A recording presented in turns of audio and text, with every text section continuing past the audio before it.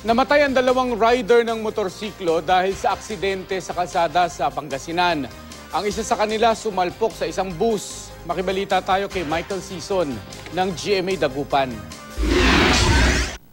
Tumilapon sa kalsada ang rider ng motorsiklong ito matapos itong sumalpok sa kasalubong na bus sa MacArthur Highway, Dagupan City. Ayon sa pulis, ng agaw ng lane ng motor. Nakasingle na motor. Amoy alak.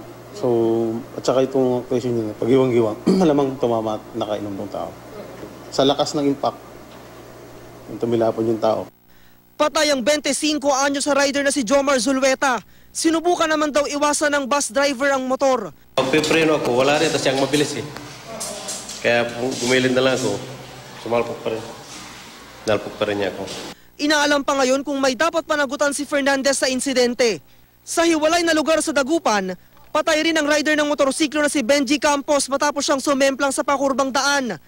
Nakainom tong tao, kaya hindi niya na-lost control na siya sa manubela. Ilang beses na raw may naaksidente sa naturang pakurbang kalsada, kaya dadagdagan na raw ng mga otoridad ang mga babalang ilalagay para sa mga motorista.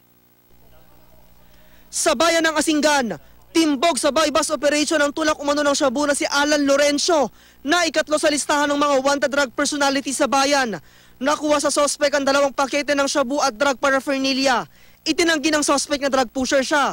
Pero ayon sa pulis, pangalawang beses na nilang naaresto ang sospek dahil sa droga.